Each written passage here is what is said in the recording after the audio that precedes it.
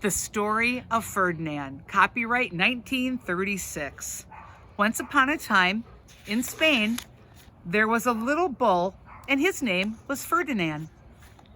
All the other little bulls he lived with would run and jump, and they'd butt their heads together. But not Ferdinand. He liked to sit just quietly and smell the flowers. He had a favorite spot out in the pasture under a cork tree. It was his favorite tree, and he would sit in its shade all day and smell the flowers. Sometimes his mother, who was a cow, would worry about him. She was afraid he would be lonesome all by himself. "Why don't you run and play with the other little bulls and skip and butt your head?" she would say. But Ferdinand would shake his head. "I like it better here, where I can just sit quietly and smell the flowers." His mother saw that he was not lonesome, and because she was an understanding mother, even though she was a cow, she just let him sit and be happy. As the years went by, Ferdinand grew and grew until he was big and strong. All the other bulls who had grown up with him in the same pasture would fight each other all day.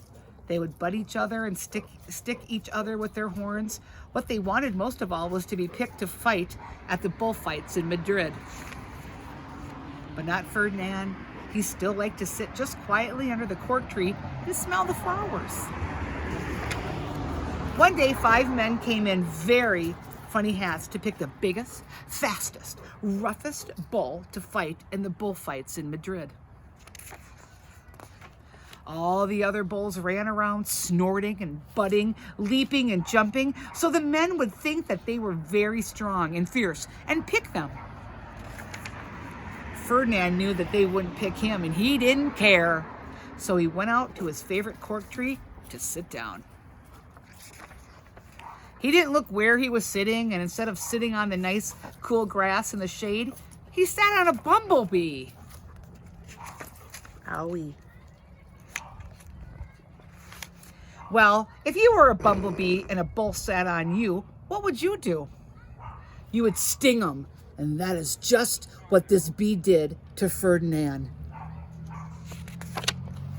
Wow! Did it hurt? Ferdinand jumped up with a snort. He ran around puffing and snorting, butting and pawing the ground as if he were crazy. The 5 men saw him, and they all shouted with joy. Here was the largest and fiercest bull of all, just the one for the bullfights in Madrid. So they took him away for the bullfight day in a cart. What a day it was! Flags were flying, bands were playing, and all the lovely ladies had flowers in their hair.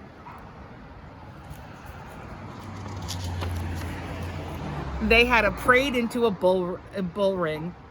First came the bandoleros with long, sharp pins with ribbons on them to stick in the bull and make him mad. Next came the picadors, who rode skinny horses, and they had long spears to stick in the bull and make him madder. Then came the matador, the proudest of all. He thought he was very handsome, and he bowed to the ladies. He had a red cape and a sword and was supposed to stick the bull last of all. That made Teddy very upset. Then came the bull, and you know who that was, don't you? Ferdinand! They called him Ferdinand the Fierce, and all the bandoleros were afraid of him, and the picadors were afraid of him, and the matador was scared stiff. Ferdinand ran to the middle of the ring, and everyone shouted and clapped because they thought he was going to fight fiercely and butt and snort and stick his horns around. But not Ferdinand. When he got to the middle of the ring, he saw the flowers and all the lovely ladies' hair, and he just sat down quietly and smelled. He wouldn't fight and be fierce no matter what they did.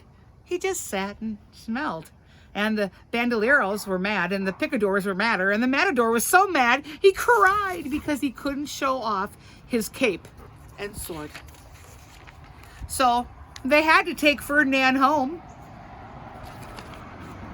And for all I know, he is still there under his favorite cork tree, smelling the flowers just quietly.